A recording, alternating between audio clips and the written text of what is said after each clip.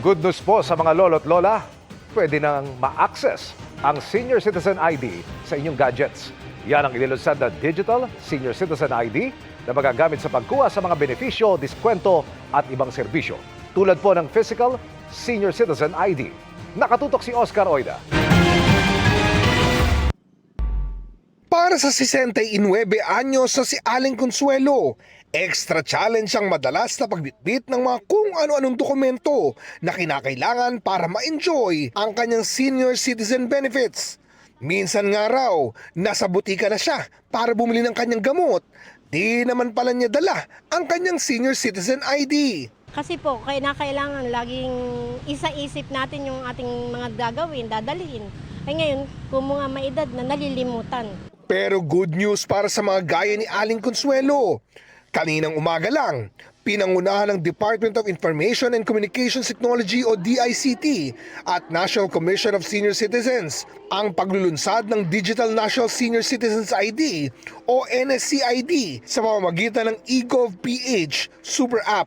Layunin ng programang ito na gawing mas madali para sa mga senior citizen ang pag-access sa kanilang mga benepisyo, diskwento at serbisyong pangkalusugan na hindi na kailangan ng madaming pisikal na dokumento. Via this program, mapapadali yung kanilang application at pag-access upang masiguro ang kanilang benefit ay maibibigay sa kanila. Yung may mga eGov.ph app na, wala na daw kailangang gawin. Automatic na magkakaroon daw ng Digital National Senior Citizens ID sa app pagpatak ng kanilang senior year. Di na kailangan ng karagdagang registration. Yung mga physical ID naman ay maaari pa rin naman umanong magamit. Napakaganda dahil ito ay ayon sa mga senior citizen ay malilimutin. So, palagi nilang dala ang cellphone nila, ipakita lang, makakabili ng gamot, makakakain ng may discount. Through eGov.ph na app natin with DICT ay pwede na pong magsumbong doon pagka meron silang mga problema sa ibaba like violence against older persons. So isa yan sa mga services na aabangan niyo po. Sabi naman ng DICT, umpisa pa lang ito pagkat isusunod naman daw nila ang iba pang sektor ng lipunan tulad ng mga PWD. Para sa GMA Integrated News, Oscar Oida, nakatutok, 24 oras. Kine-question na sa Korte Suprema kung naaayon ba sa konstitusyon ang pag-urong ng barangay at sangguniang kabataan elections sa 2026 imbis na sa Desyembre. Sa petisyong inihain ng election lawyer na si Attorney Romulo Macalintal, ipinunto niyang paglabag ito sa karapatan ng mga mamamayang bumoto. Hindi anya naabot ng Kongreso ang itinakda ng Korte Suprema na valid, genuine at reasonable criteria para ipagpaliban ang barangay at SK elections o BSKE.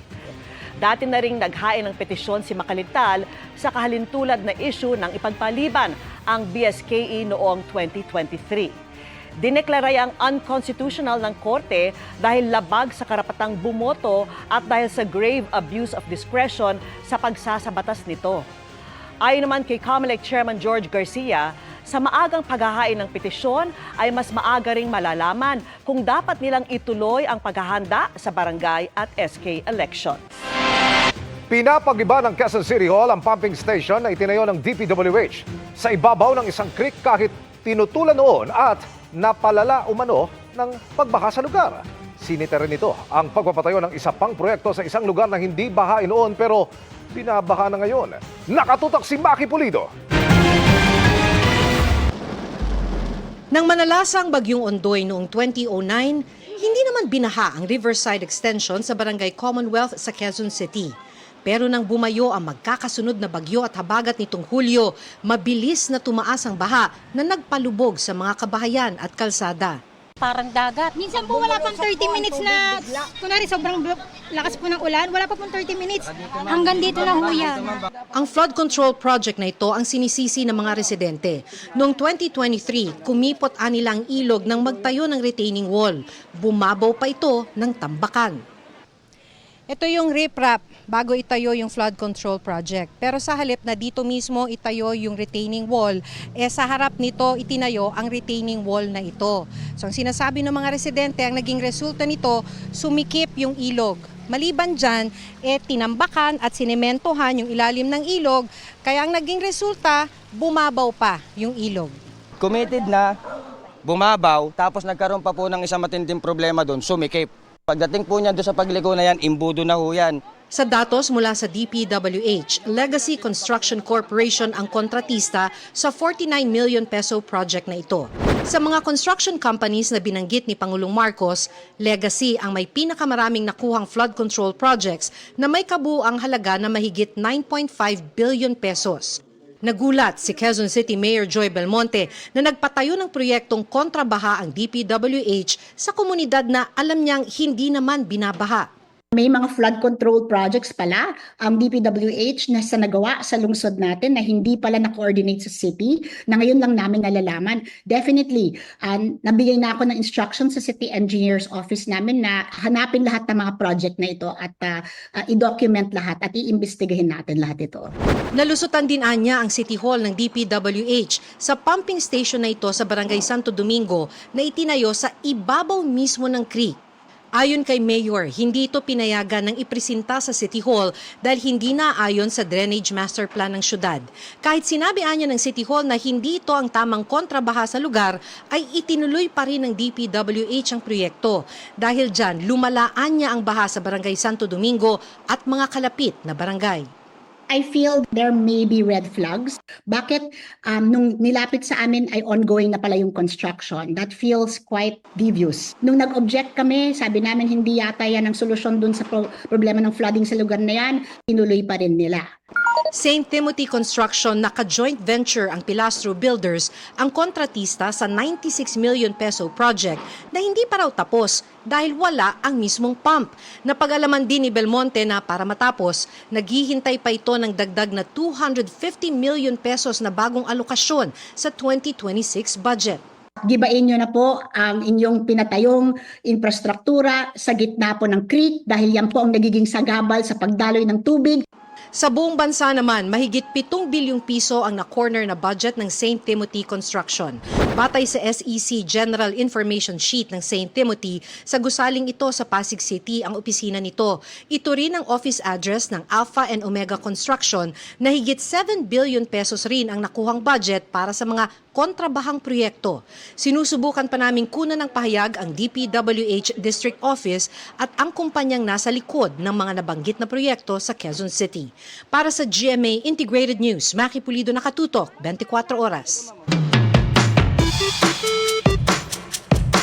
Magandang gabi mga kapuso. Ako po ang inyong Kuya Kim na magbibigay sa inyo ng trivia sa likod ng mga trending na balita. Hindi sukat akalain ng isang mangingisda mula Oriental Mindoro ng isdang kanyang mahuhuli, magva-viral. Ang kanya kasing nahuli, literal na big catch. Marami ang nanlaki ang mga mata sa lumutang na litratong ito online. Ang isda kasing ito, lihamak na mas malaki pa sa katabi nitong tao. Ako'y biglang nagulat, di ko akalain na ganun kalaki. Ang nakahuli sa giant isda, naharap namin dito sa bayan ng Bansud sa Oriental Mindoro. Ang big catch ni Gilbert na isang blue marlin, nahuli niya raw noong pa palang Marso. Di na mataas. Laki. Alas 10 ng gabi po, nung bumangga na po yung isda. Akala po namin ay kahoy na mabit lang. Pero habang lumalapit po yung aming lambat ay isda na po. Ay, grabe. Dahil sa laki at bigat ng isda, nahirapan daw silang iahon ito. Ang isda kasi nasa 430 kilos ang bigat. Siyan po kami nagtulong-tulong para may angat po yung malaking isda. Magkano naman kaya nila nabenta ang napakalaking blue marlin? Ang mga blue marlin, isa sa pinakamabilis na isda sa mundo. Ginagamit nilang kanilang mala spear o espadang upper jaw para tamaan at ista ng mga prey nitong mas maliliit na isda at mga pusit. Kaya naman blue marlin ang tawag natin sa mga ito ay dahil sa dark blue na kulay ng likod nito. Ang marlin naman, pinaniniwalaang dahil sa pagkakahuwig ng matulis nitong huso sa marlin spike na ginagamit ng mga mangingisda. Likas din daw ng malalaki ang mga isdang ito. Ang mga babaeng blue marlin, maaaring humaba ng hanggang 16 feet at bumigat ng 900 kilos. Talagang mahaba yung kanilang lifespan. So kung mahaba yung lifespan, normal normally, yung kanilang mga growth is very rapid. So, mabilis silang lumaki. Sa laki naman ng Blue Marlin na nahuli ni na Gilbert, umaasa silang may bibenta niya ito ng 80,000 pesos. Pero pagkarating daw nila sa palengke, nahirapan silang makahanap ng buyer nito. Nabugbog daw po, putla na ang isda. Kaya nagdesisyon daw silang ibenta na lang ito online sa bagsak presyong halaga. Naibenta na lang po namin doon sa 430 kilos ay mahigit 100 na lang po. Dada kilo 50. 15K po naibenta doon sa isda. Nalungkot po talaga. Ini-expect ko na malaki din ang mababagi ko. Nadismaya man, umaasa si Gilbert na balang araw, makakahuli ulit siya ng gahiganting Blue Marlin na maaaring tumapat sa pinakamabigat na Blue Marlin na nahuli sa kasaysayan. Noong February 29, 1992, nahuli ni Paulo Roberto Amorim ang Atlantic Blue Marlin na ito sa Vitória, Brazil. Ang bigat nito, 1,402 pounds o mahigit 600 kilos.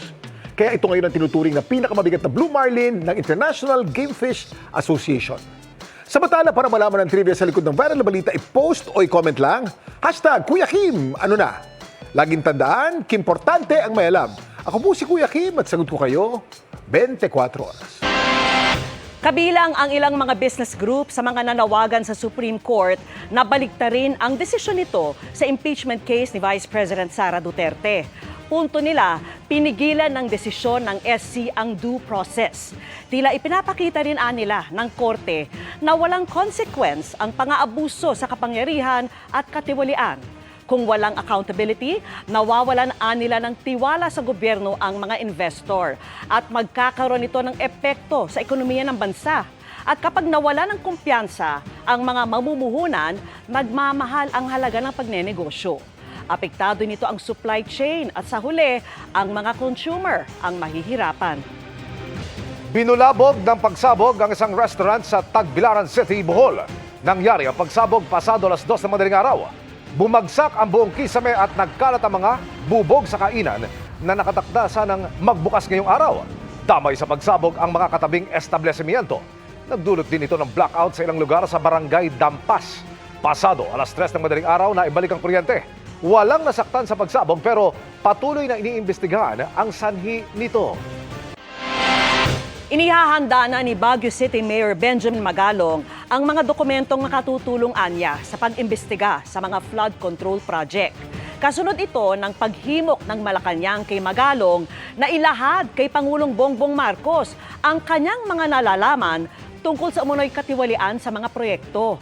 Ayon kay Magalong, mismong mga kontraktor at ilang opisyal ng mga LGU ang nagsabi sa kanya kaugnay ng moro-morong bidding at hatian ng pondo. Dahil 30% na lang umano ang natitira sa pondo, nagiging ghost project o substandard ang mga materyales sa flood control projects. Collect evidence and leads, leads. Patapos pati mga photos, pati mga kung ano-ano pa. Na pwede nang magamit na rin doon sa pag-imbestiga para pag tinurn over naman natin to maayos naman ito at hindi na mahirapan yung mga investigating body. Wala ng buhay ng matagpuan sa dalampasigan ng Dagupan, Pangasinan ng isang batang nawawala sa bayan ng Asinggan. Hubot-hubad at nakasilid pa sa garbage bag ang labi. Nakatutok si Sandy Salvacio ng GMA Regional TV. Mangingisda ang mag-live-in partner na sina Erlina at Joseph pasado alas 5 ng madaling araw nang may matagpuan silang bangkay ng batang babae sa dalampasigan sa barangay Bunuan Gasset ng Dagupan, Pangasinan. Hubot-hubad ang bangkay na muntik pang mapagkamalang manika. Nakasilid sa garbage bag ang itaas na bahagi ng katawan ng bangkay. Naghihila po ako ng daklis, ma'am. Tapos habang hinihila ko po, yung pagkahila ko po ng mga 4 na hukbang ko po, pakatingin ko po ng ganun, paa. Tapos yung pagkaano ko na naman, bakit hilain mo na? Sabi niya, saglit. Sabi ko, hilain mo na, may patay na bata dito. Sabi ko ganun sa kanya. Parang natutula lang, tawag ka ng dun para makita nila dyan. Wala pang pahayag pero positibong kinilala ng kanyang pamilya ang bata na una nang napaulat na nawawala kahapon, August 14. Tubong Asinggan, Pangasinan ang 7 taong gulang na biktima. Sa post ng kanyang ina online, hindi sila titigil hanggang hindi nakakamit ang hustisya. Sa post ng isa niyang kaanak, inilarawan bilang matalino at mapagmahal na anak si Aleria Gabriel o kung tawagin nila ay Portia. Nagkikipag-ugnayan na ang pamilya sa mga otoridad upang makamit ang hustisya para sa kanilang munting anghel. Nagkandak po ng initial examination, yung SOCO, yung medical legal officer natin, nakita nila na may tatlo pong gilid yung leg po ng bata. Na itong bata po pala is ito yung nawawalang bata dun sa Asingan kagabi. Ayon sa pulisya, posibleng kakilala ng bata ang sospek. Sinasabi na yung bata is may isang sasakyan na pumunta po dun sa bahay nila. Then buwaba yung driver, kinuha yung bata, pinasakay dun sa harapan. Then umikot ulit, nag-drive, then umalis na. Yung suspect natin, so pag makikita natin, kinuha yung bata, hindi po siya by force. Sumama po, kinarga yung bata, isinakay. So most probably, relative niya. Mula sa GMA Regional TV at GMA Integrated News, Sandy Salvacio, nakatutok 24 oras. Posible ang dagdag bawas sa presyo ng produktong petrolyo sa susunod na linggo. Humigit kumulang 50 sentimo ang posibleng dagdag sa presyo kada litro ng gasolina. Rollback naman ang inaasahan sa diesel na humigit kumulang 70 sentimo at sa kerosene na maglalaro sa piso kada litro. Base po yan sa 4 na araw na trading, kaya posible pang magbago. Ayon sa Oil Industry Management Bureau ng Energy Department, nakaapekto sa presyo ang pagtaas ng supply ng OPEC Plus o mga bansang nagpo-produce ng langis, pati ang pagbaba sa global demand ng langis at paghupa ng trade tension sa pagitan ng Amerika at China. Ikinabahala ng mga tauhan ng NBI ang nabistong mga gamot sa isang warehouse na ibinebenta umano online. Kabilang diyan ang para sa HIV, pero hindi dumaan sa pagsusuri ng Food and Drug Administration. Nakatutok si John Consulta. Pagkaabot ng pera sa rider na nagde-deliver ng in-order na abortion pills at date rape drug, kumilos na ang NBI Dangerous Drugs Division. Ninuso ng rider ang pinanggalingan ng kanyang dalawang item na mabilis na sinalakay ng mga ahente. Nakita sa warehouse ang ilang mga abortive pill at sex enhancers maging mga sex toy. Binibenta raw ang mga ito ng isang illegal na seller online. Partikular na kinababahala ng NBI ang HIV test kits at HIV meds dahil di raw ito dumaan sa Food and Drug Administration. Ayon sa NBI, lubhang delikado ang mga binibenta sa underground drugstore, lalo pat wala raw nakakatiyak sa epekto sa sino mang gagamit nito. Hugas kamay naman ang suspect na supervisor ng warehouse. May sinusundan lang po ako na siya yung pinakambos. Chinese po siya, sir. We recommended filing of charges for violation of the FDA law in relation to the Cyber Act Prevention Act. Number 2 is yung Consumers Act and then the Pharmacy Law. Para sa GMA Integrated News, John Consulta, nakatutok 24 oras. Nahuli kam ng kanya mismong ikinabit na CCTV ang pagnanakaw ng isang lalaki sa Maynila. Ang tinangay, tangke ng LPG. Nakatutok si Jomer Apresto. Dahan-dahang ibinababa ng lalaking yan ang kawali na nakapatong sa isang LPG sa loob ng isang bahay sa Tondo, Maynila nitong Huwebes ng hating gabi. Maya-maya, tuluyang tinangay ng lalaki ang LPG tank at mabilis na bumaba. Ayon sa biktima, nasanay na sila na hindi naglalak ng gate ng bahay dahil marami ang nakatira sa kanila. Umaga na raw nang malaman ng kanyang ate na nawawala ang kanilang LPG. May pasok yung anak niya. Tapos nakita niya bakit wala yung gamit doon. Anytime, may umuwi, may umaalis. Kaya open gate lang kahit sino nakakapasok. Ang nahuli kam na lalaki, siya rin daw palang nagkabit ng mismong CCTV sa bahay na nilooban niya. Parang ayaw niya magpakita sa camera. Pero kilalang-kilala kasi namin siya eh. Ang kulit kasi siya rin yung nagkabit nun, di ba? Hindi niya man lang tinakpan yung mukha niya or ano. Yung pag may mga nasisira kaming gamit, siya din yung nag-aayos doon. Ayon sa barangay, residente nila ang sospek na ilang beses nang inireklamo dahil sa pagnanakaw umano. Isang insidente pa raw ng panunutok ng kutsilyo sa isang menor de edad ang kinasangkutan ng lalaki sa isang tindahan sa kabilang barangay. Galing siyang dinalupihan, may binitbit na naman siyang alak. Siguro nalaman niya kanina, pinapahanap na po siya sa amin ng chairman. Nagtago na, hindi na nagpakita itong maghapon na to. Nung hindi siya nagbayad, yung minor, lumabas daw para siya singilin, tapos tinutukan niya raw ng kutsilyo. Nasa drug watch list din daw ng barangay ang lalaki.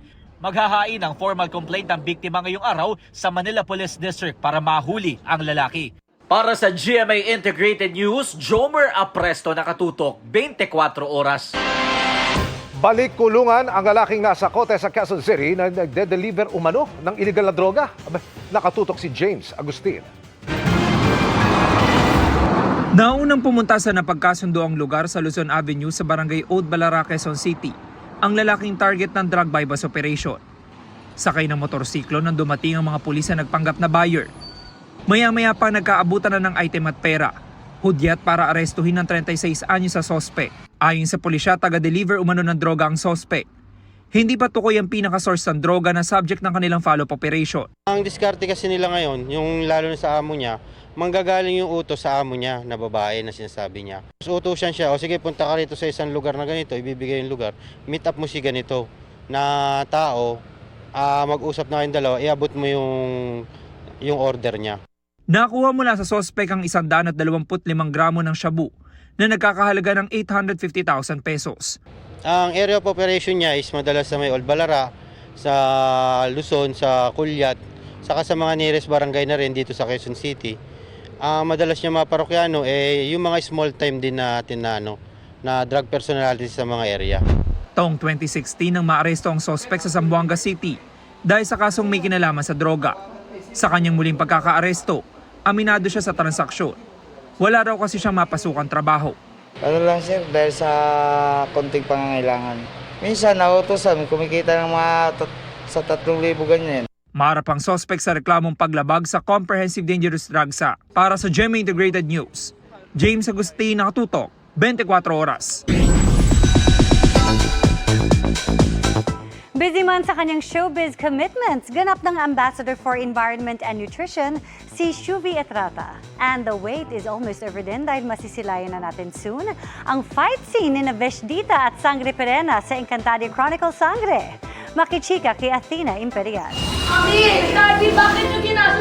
Di lang sa TV, tinangkilik din online ng mga kapuso ang kwento ng tunay na buhay ni Shuvi Etrata sa magpakailanman nitong nakaraang Sabado. Sa YouTube, umabot na sa 1.9 million ang views ng episode. Kwento ni Shuvi, challenge para sa kanya na balikan at gampanan ang sariling buhay. Knowing na I'm still not the best actor there is. Hindi pa po ako ganun kagaling, pero I took the challenge. For me, while watching po the episode, I remember how it happened in real life. Napa-overshare nga raw siya with her interview with Miss Mel Tiangco. Actually, I was scared po kasi ang dami kong sinabi. Akala ko ikakat nila yun. I'm really an open book naman kasi to everybody. So, I will take it na lang as something na I hope I get to inspire people with my story. Naging mainit naman ang pagtanggap ng Ralph B. Shippers mula nang makaduwit niya ito sa isang event. Comment ni Shuvi, in our culture, love teams are very prevalent. Actually, hindi lang naman ako kay Ralph. Hindi lang ako shinip kay Richard. Kay Richard yung natuturo sa amin sa circus. Ginawa din nila ako, shinip nila ako kay River, kay Will. Ralph and I have been talking a lot about it. So, we know naman our boundaries. Of course, he has a love team. So, I don't to disrespect them. But if there's a project po for us, why not? Kahit busy sa showbiz commitments, naglalaan pa rin si Shuvi ng panahon para sa kanyang advocacies. Bago pa mag-artista, aktibo na siya sa mga ganitong bagay. Ngayong araw, formal siyang ipinakilala bilang Choose Good Ambassador for Environment and Nutrition. Every tree that I plant, it's a different kind of feeling. Pag alam ko po marami akong nagawa and I became competitive sa, mas marami yung na-plan ko kasi sa'yo. Mamayang gabi sa Encantadia Chronicle Sangre, mapapanood ang karakter niyang si Veshdita kasama si Olgana na ipinadala ni Mitena para hanapin si Tera sa mundo ng tao. Ang dapat abangan, ang kanilang fight scene dahil dadaan muna sila kay Sangre Perena. Naalala ko yung mga times ito, ang dami kong bunog, dami kong pasa-pasa. Ito na yung mga times na pinaghirapan po namin ito lahat sa Encantadia na mapaganda talaga yung mga fight scenes with Tera. Abangan nyo kung makikita ko ba talaga si Tera. Athena Imperial updated sa Showbiz Happenings.